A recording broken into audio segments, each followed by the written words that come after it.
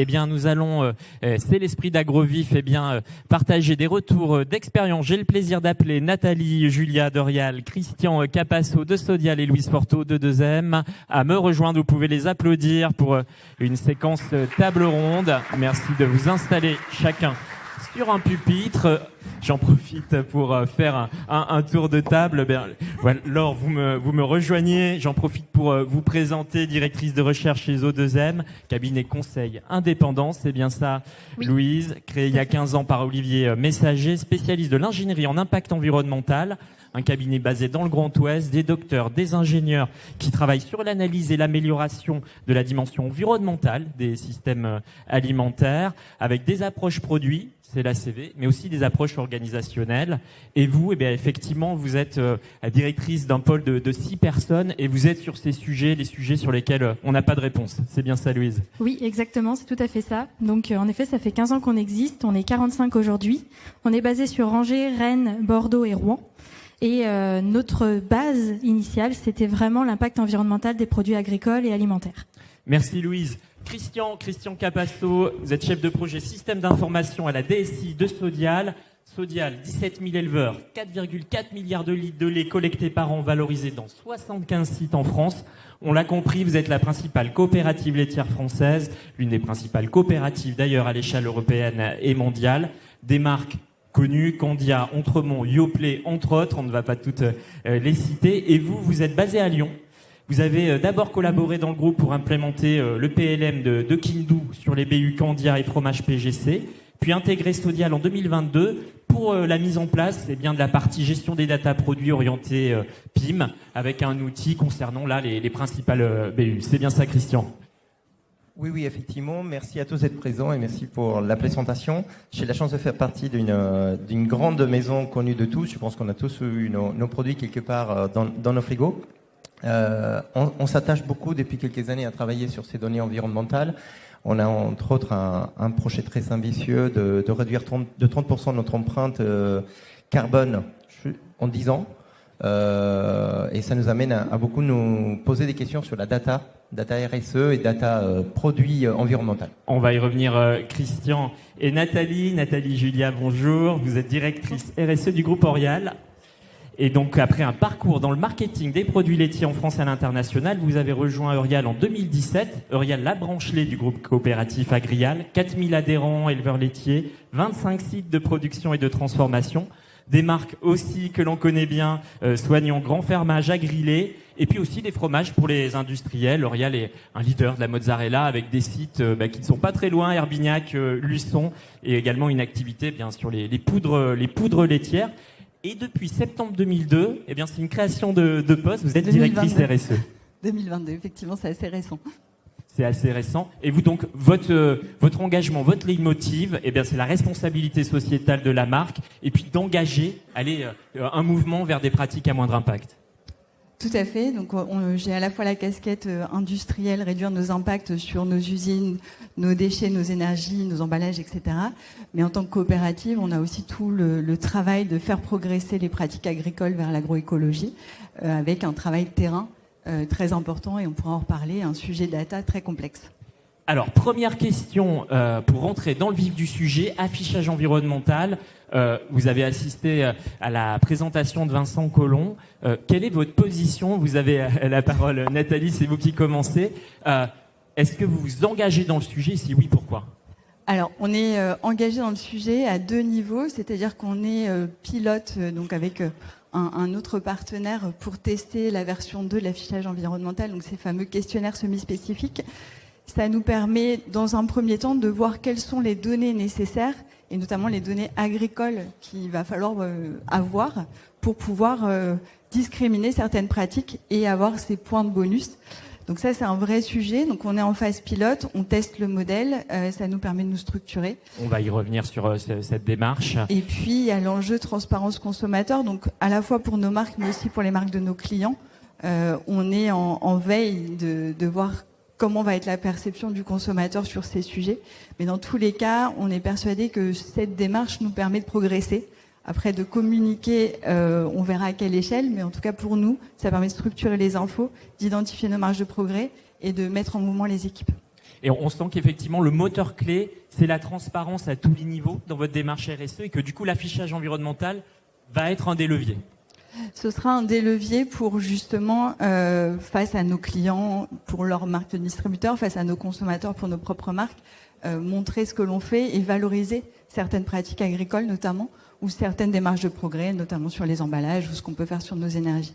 Mais on est aussi en attente de dans quelle mesure, via les algorithmes et toute l'ingénierie qu'il peut y avoir derrière, dans quelle mesure ces démarches seront visibles via ces outils, puisque c'est énormément d'investissement, d'énergie, et on n'est pas sûr non plus que ça fasse complètement changer la note et que pour le consommateur ce soit bien compris. On entend un fort intérêt, mais pas d'engagement, de calendrier précis, parce que on le voit, il faut qu'il y ait une avancée graduelle déjà, des travaux de l'ADEME. Je me tourne vers Christian. Au fond, la même question. En vous présentant, on a compris que vous étiez, dans l'implémentation de la gestion des data PIM, donc des data produits qui pourraient servir à l'affichage environnemental. Ça a été le moteur de cette implémentation ou pas du tout? Alors il y a une double démarche en fait chez Sodial, à la fois sur les données RSE entre guillemets groupe consolidé. Comment on peut faire pour avoir une démarche RSE avec un vrai objectif planifié à l'horizon 2030 et comment piloter l'avancement vers cet objectif-là.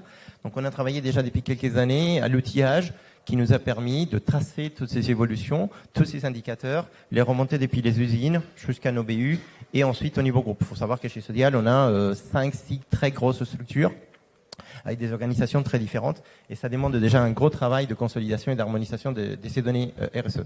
Et puis ensuite, il y a un deuxième niveau sur lequel on a commencé à travailler il y a maintenant 1 an et demi, qui est la donnée produit.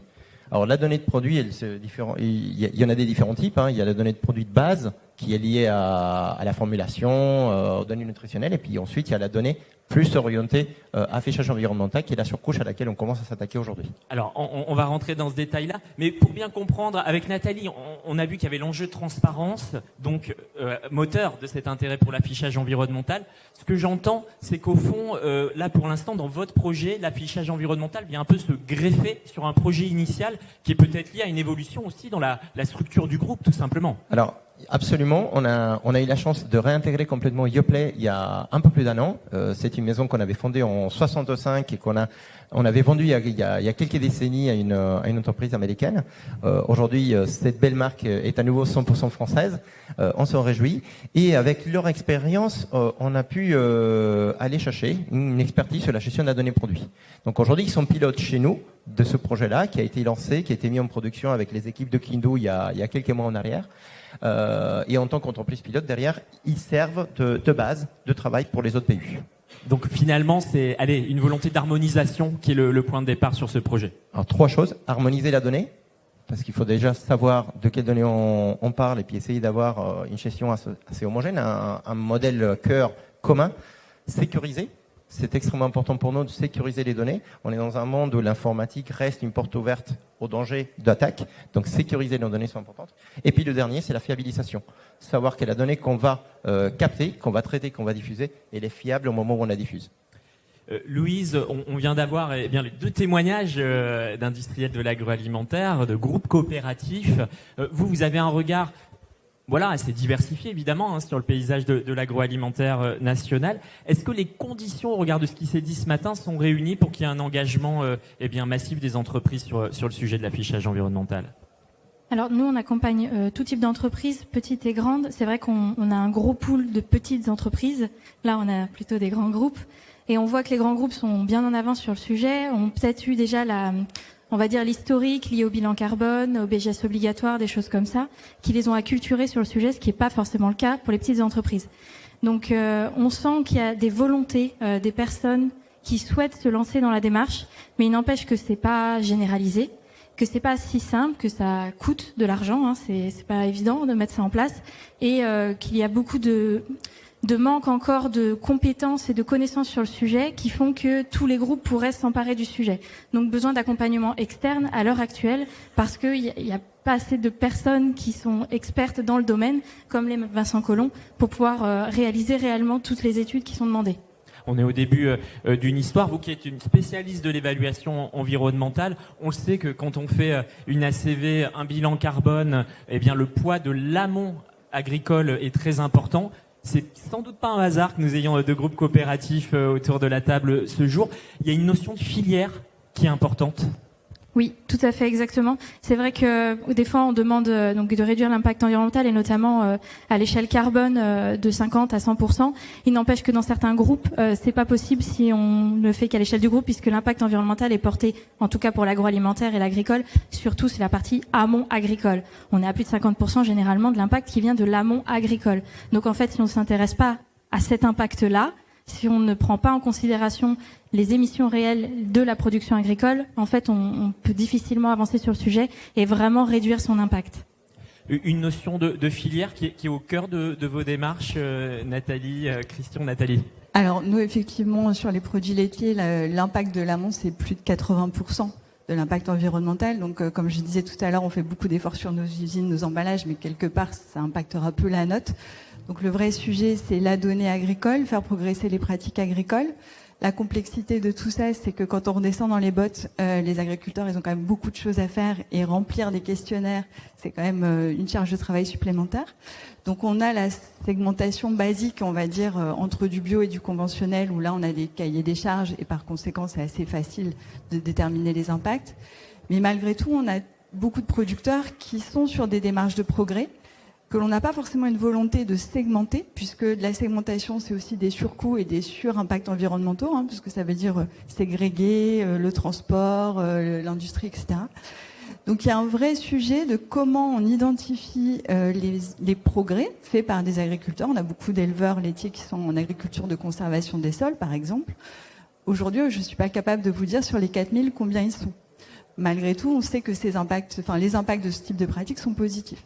Donc le sujet, c'est d'aller chercher la donnée, l'info sur le terrain, au plus proche des pratiques réelles et regarder comment elles évoluent dans le temps pour, à terme, les valoriser via un score, via peut-être une rémunération aussi de ces efforts faits par les agriculteurs.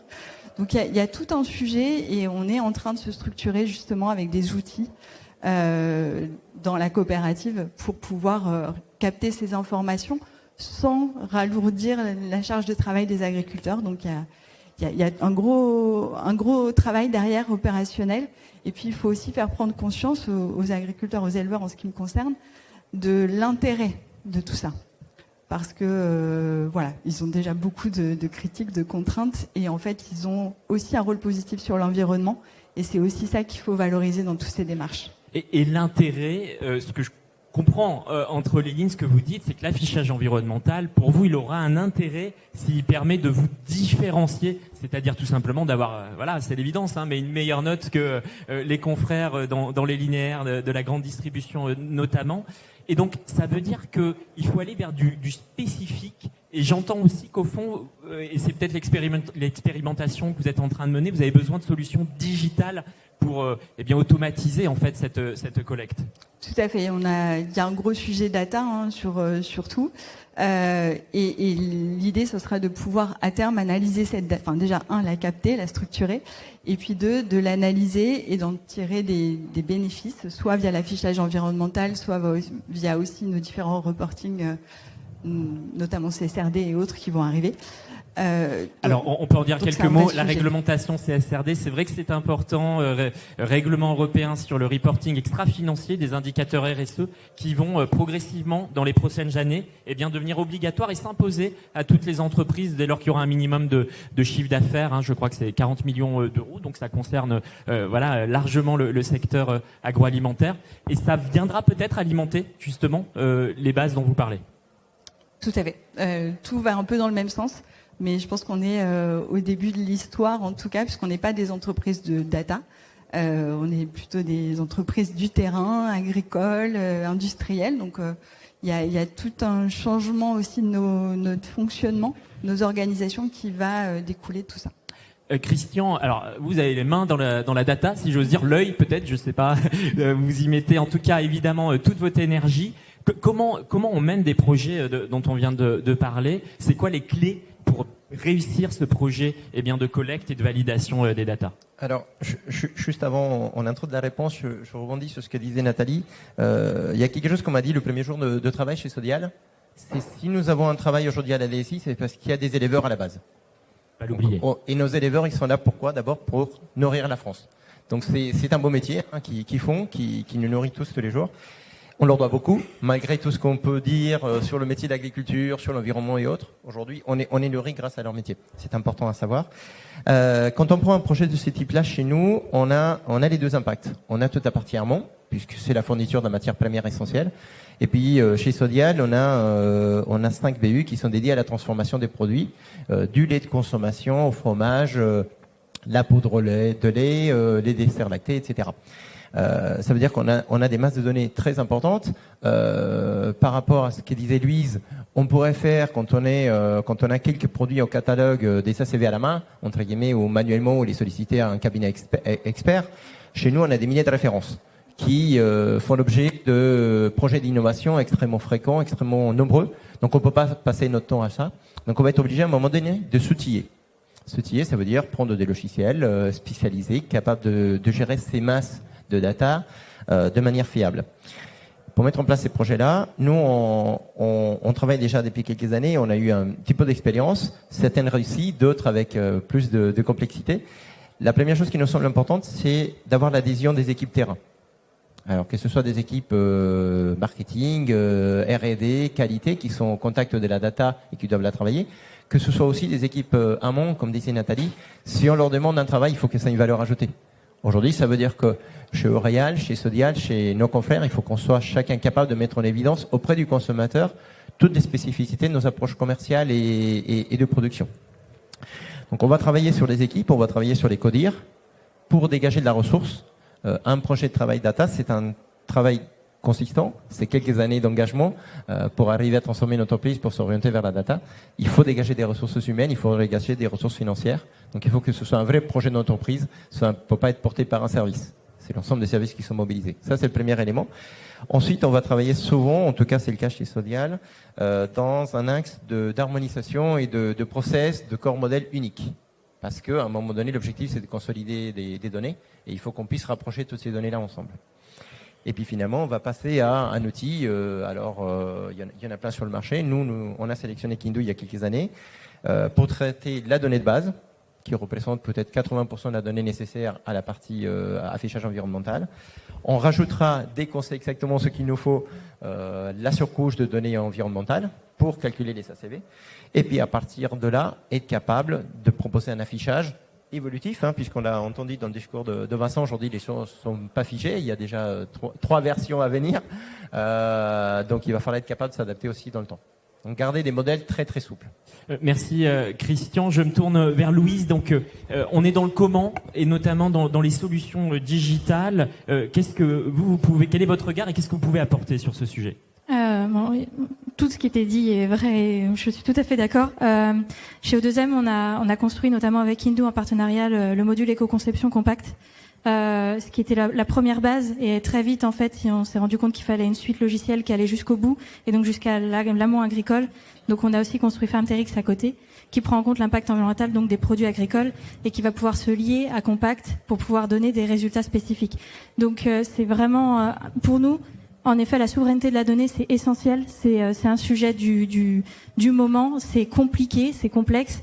C'est extrêmement important pour nous. Par exemple, tous nos serveurs sont en France. On fait attention. Les données qui sont transmises par les agriculteurs restent aux agriculteurs. C'est le genre de choses qui, pour nous, sont essentielles et qui correspondent à nos valeurs. Après, il y a un nombre d'outils. Je pense que vous en êtes conscients, notamment avec le label bas carbone, qui se sont énormément développés. Chacun a sa logique. Nous, la logique, c'était tout produit agricole. Toute exploitation pouvait être intégrée pour pouvoir réduire le nombre d'outils justement à remplir par l'agriculteur. Mais on est d'accord que l'agriculteur est sursollicité et trop demandé sur ces sujets. C'est ça, et c'est ce que j'aimerais comprendre, Louise, parce que voilà, on a eu une attente exprimée d'harmonisation, aussi de prise en compte de l'intérêt en fait du temps qu'on va demander aux agriculteurs de s'engager dans ces démarches-là. Ces outils, qu'est-ce qu'ils apportent par rapport à des solutions, je dirais, soit manuelles, soit d'autres solutions du marché?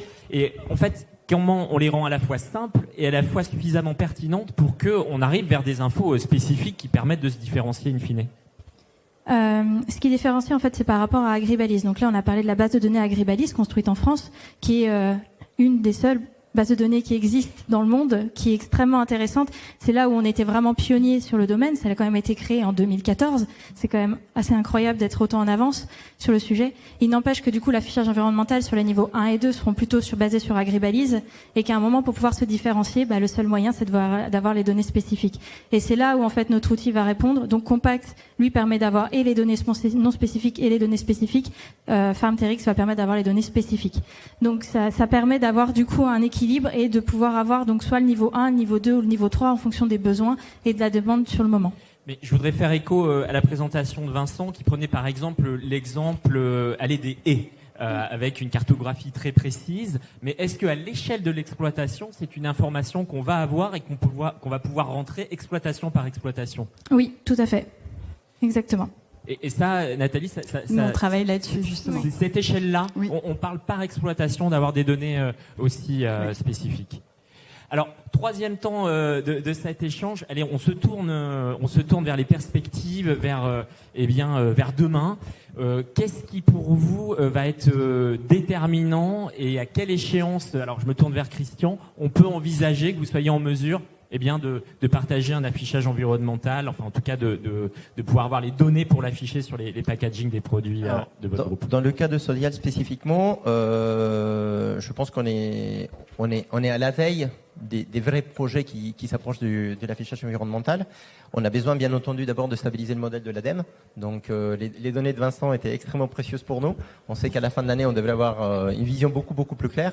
Je pense que les équipes de Kindu avec lesquelles on travaille sont sur les dents sur ce sujet-là. Ils sont prêts à démarrer. Nous, de notre côté, on a un pilote en démarrage. Je pense que 2024 va être une année de tests. Vraiment pour éprouver le système, pour voir jusqu'à quel point on est capable de valoriser nos efforts en amont et en production, pour convaincre aussi en amont. En amont, je disais, c'est des projets très structurants, très chronophages et puis ambitieux en termes d'investissement. Donc, pour avoir des go en entreprise sur ce genre de projet, il faut qu'on puisse justifier de l'intérêt. L'intérêt final étant pour moi chez le consommateur, la capacité qu'on va avoir au travers d'un affichage clair de valoriser une différence. Mais sur un score, tout simplement, on dit qu'on est mieux ou moins bien, mais on ne dit pas en quoi. Et là, ça va être tout le travail à la fois de l'État et des équipes marketing d'être capable de dire « je suis A, c'est très bien, parfait. Eurial est A aussi. Eux, ils sont A pour telle et telle raison, nous pour telle et telle. » Et que le consommateur ait l'éclairage suffisant pour pouvoir faire un choix en conscience. Nathalie, même question sur cette perspective. Alors, nous, on est en phase pilote là, sur une catégorie de produits avec des données, on va dire, Agribalise dans un premier temps, et on est en train de travailler sur les questionnaires semi-spécifiques. Donc, pour l'instant, d'ici quelques mois, on va avoir nos notes. On va pas les communiquer tout de suite, bien sûr. Mais en tout cas, ça nous a permis déjà de comprendre comment il va falloir travailler, comment il va falloir qu'on structure nos données, et puis de discriminer peut-être certaines pratiques. Donc ça, c'est, on va dire, interne chez nous. Face à nos clients et de façon beaucoup plus structurée, je pense qu'en 2024, mi-2024, on sera en mesure, en tout cas, d'avoir une grande partie des données et de commencer à en tirer peut-être des bénéfices ou tout du moins des discussions avec nos clients et nos marketing. Et c'est important ce que vous dites, Nathalie, et d'ailleurs je me retourne aussi vers Christian, parce qu'on a beaucoup parlé du consommateur. Évidemment, c'est l'enjeu final tel que l'a mis en avant Vincent Collomb, mais la distribution va jouer un rôle clé et il y aura des données qui leur seront communiquées via les systèmes que l'on connaît. En tout cas, vous pouvez confirmer qu'il y a déjà des demandes en ce sens. Alors, je suis pas au cœur de négociations commerciales, mais effectivement, c'est le genre de choses qu'on entend en interne. Il y a des grands acteurs aujourd'hui de la distribution qui sont imposés le conseil, et on sait que c'est l'étape préalable à l'obligation contractuelle de s'engager sur cette voie. Et eux, ils font écho à une attente de marché. Donc, quelque part, c'est une évidence qu'on va y arriver.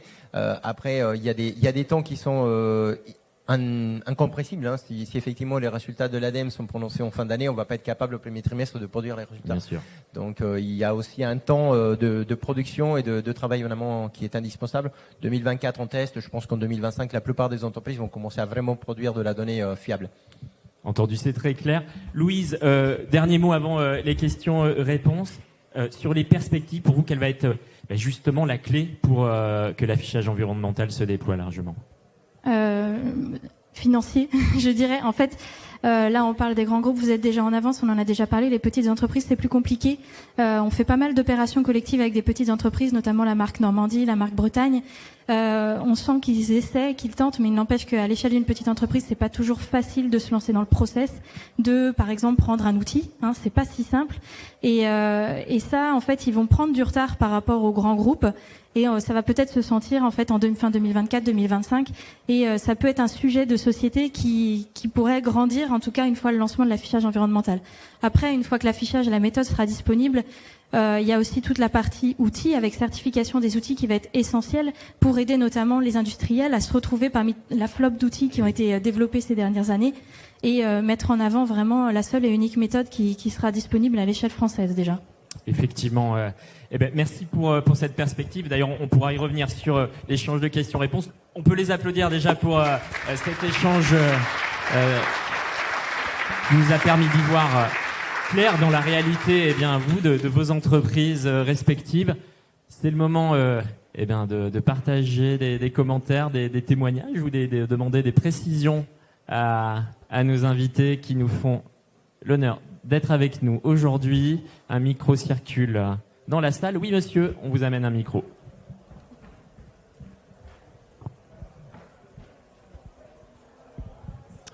Bonjour, Tamarty Cascara pour l'entreprise Tipiac. Par rapport à votre remarque sur on va dire la certification des outils, est-ce que vous pensez que le fait de se mettre en relation avec GS1, qui est un peu un organisme assez central pour toutes les entreprises qui travaillent ici, pour pas mal de choses, pourrait pas aider à aller dans ce sens? Bonne question. Est-ce que des personnes veulent répondre sur scène ou dans le public aussi? On peut lancer le débat. Allez, Christian. Alors, je pense qu'effectivement, c'est important en termes de jeux de données d'échange.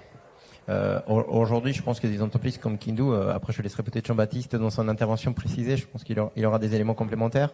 Je pense qu'aujourd'hui, ils ont en tête le fait qu'il y a des données entrantes qui sont essentielles, ça c'est une chose, mais aussi des données sortantes. Aujourd'hui, quand on communique en mode chez SDN ou autre, on passe souvent par des acteurs type Equadis. Forcément, dans leur modèle de données de transfert, il faut que ces données soient présentes, soient valorisées. Donc ça fait partie d'un jeu, mais je pense que Jean-Baptiste va répondre plus complètement tout à l'heure. On va lui poser la question tout à l'heure. Autre question. Alors, moi je me tourne vers vous avec une nouvelle question. Au fond, on a beaucoup parlé de l'enjeu de l'affichage environnemental. On voit bien l'enjeu d'avoir effectivement une note qui vous permette de vous différencier dans les rayons. Mais est-ce qu'il n'y a pas aussi un enjeu d'amélioration continue, c'est-à-dire de se servir aussi de toutes ces datas, des outils qui permettent de les piloter pour engager la transformation de vos entreprises? La question vaut aussi pour Louise. Qui veut répondre? Allez, Nathalie. Nous, c'est l'objectif initial. Vraiment, c'est de comprendre nos impacts à tous les niveaux et de voir comment on peut améliorer. Donc, on a besoin de tout ce qui ne se mesure pas, n'existe pas dans notre logique très cartésienne. Donc, on a besoin de mesurer nos points de départ, nos impacts à tous les niveaux. Et ce type d'outil nous permet de définir les axes de travail et les axes de progrès. Donc, c'est d'abord cette démarche, on va dire, interne d'introspection, avec cet enjeu de, à terme, créer de la valeur aussi, puisqu'on l'a vu, il y a des contraintes, des surcoûts. Donc, est-ce que le consommateur sera prêt à payer plus, à préférer certaines marques ou certains produits versus d'autres, dans un contexte concurrentiel et de prix qui est quand même assez compliqué? Et avec aussi la grande question que l'on se pose, c'est tout ça sur des marchés où il y a des acteurs internationaux qui n'auront pas les mêmes contraintes. Comment ça va s'équilibrer quelque part. D'où l'importance d'un échelon supranational, européen, on l'a vu, le projet Green Claims, et peut-être plus largement à l'échelle mondiale, c'est cela? Christian, une précision? Alors, pour être en contact avec les équipes R&D, quand on parle d'affichage environnemental, on parle très souvent aussi d'éco-conception en fait. Oui. Et à partir de là, on est sur de l'amélioration continue, bien évidemment, avec des enjeux qui sont importants. Nous, ça nous permet de tester un certain nombre de formulations avec des produits locaux ou des produits distants. On voit tout de suite les impacts. Alors effectivement, comme disait Nathalie, nous dans notre filière, on a 80% de l'impact qui est dans l'amont, mais on essaie quand même de jouer à la marge sur tout ce qu'on peut. de manière positive pour apporter de la qualité de nos produits avec une consommation locale. On parle beaucoup depuis la crise Covid de relocalisation, de réindustrialisation de la France. Je dirais que ça peut aller dans ce sens-là. Après, il reste l'enjeu majeur, est-ce que le consommateur aura les capacités de juger des différences des produits et la capacité financière pour assumer ce que ça veut dire et faire ce choix-là volontairement. Louise, sur ce sujet. Oui, en parlant d'international notamment, Agribalis, donc c'est purement français, c'est une méthode française qui se base notamment sur le PEF quand même, qui est européen, mais il n'empêche qu'il y a quelques nuances qui existent entre le PEF et Agribalis, et ces nuances peuvent poser question notamment après lors de l'affichage environnemental qui serait déployé en Europe et dans le monde. Et après, au niveau de la quantité de données disponibles, en France, on a une quantité déjà bien intéressante de données. Il n'empêche que dès qu'on veut s'approvisionner à l'extérieur de la France, c'est un petit peu compliqué d'avoir des données. Il en manque encore. Le travail n'est pas fini. En ce moment, par exemple, on travaille beaucoup sur les aromatiques et on n'a pas d'informations sur les plantes aromatiques. C'est bête, mais il n'empêche que l'affichage environnemental, si c'est sur tous les produits, l'aromatique est inclus dedans. On a travaillé sur les escargots aussi, des choses comme ça où on n'y pense pas, mais ça existe aussi et c'est aussi inclus dans l'alimentaire. Et donc, si l'affichage environnemental est inclusif, il faut qu'il le soit pour tous. Entendu, Louise, on peut les applaudir à nouveau, les remercier pour ce partage, ce retour d'expérience. Merci à vous pour avoir pris la parole.